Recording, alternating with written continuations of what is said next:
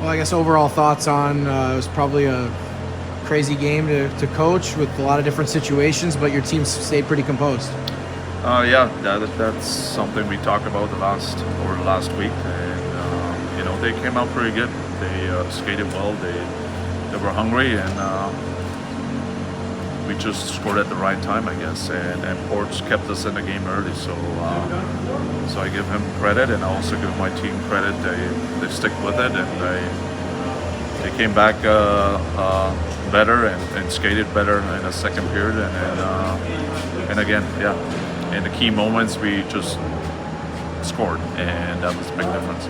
No, obviously games like that can be difficult to play in and coach in, but how did you keep your team focused in a way where they could pull ahead by multiple goals against the division-leading team?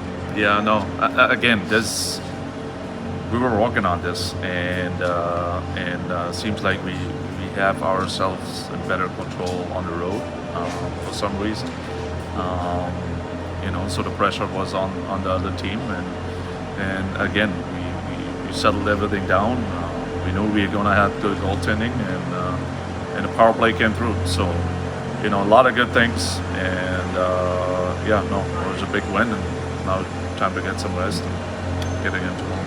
I asked about for the guys about this, but how much did it help having those practice days to practice the five forwards out there, and before they didn't seem like maybe they were used to it, and now they knew what they were going to do? Yeah, no, and we used that one day for that, and overall we needed to skate again and have, like you said, some good practices, and sometimes it's good to have a week like that, and the guys worked really well.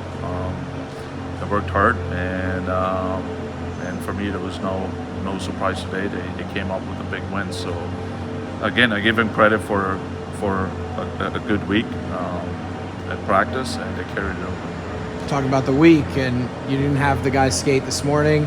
I know a lot of times after a travel day like yesterday and it was an off day, you would skate, but a little bit change up there, and I don't know, how did you feel the guys handled that? No, you know what? There were two reasons. One was, I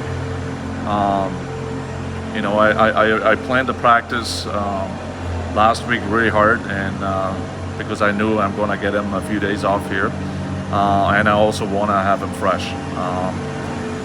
Not just physically or mentally too. I wanted to have him be sharp. The last time we did it, it was Coachella. We played probably our best game in Coachella, and we won. So I thought, let's try it again, and it worked.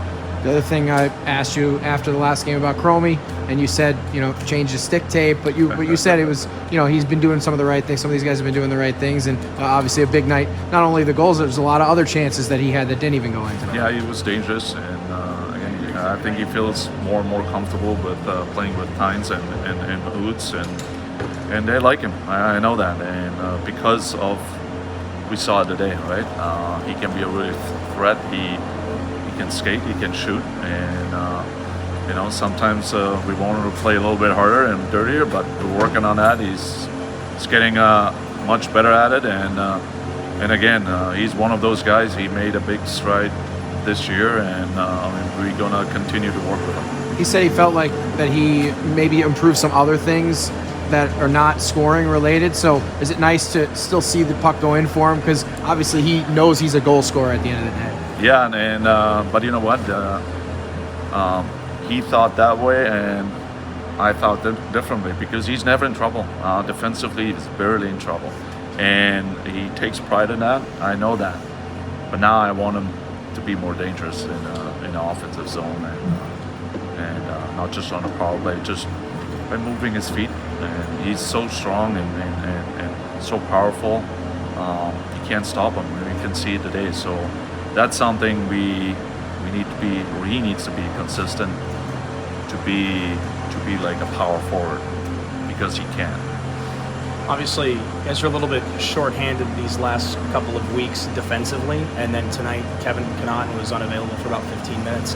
What did you make of the way that the guys who were available in that third period played to start, those first 15 minutes?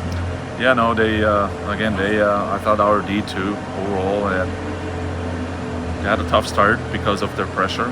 They came out really good, and and after that, starts with our D. They settle things down, and you could tell some guys got played a lot of minutes lately, so I think they're getting more and more comfortable sometimes in certain situations. But again, it's tough to lose a veteran and a guy like Kevin for such a long time. But guys did a pretty good job, but yeah, we need the guys on the ice.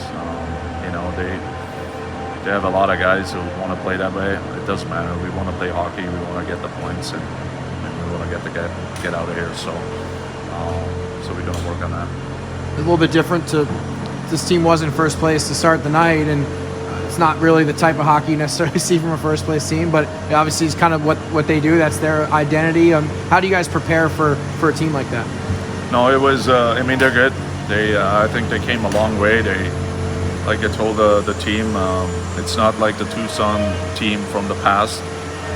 They really stepped it up this year. The way they play really fast. They have a good mix, and they can play hard too. So we just got to make sure you defensively do your job, and when you do that, you're gonna get some chances, and that's what happened today. Thanks, Mark.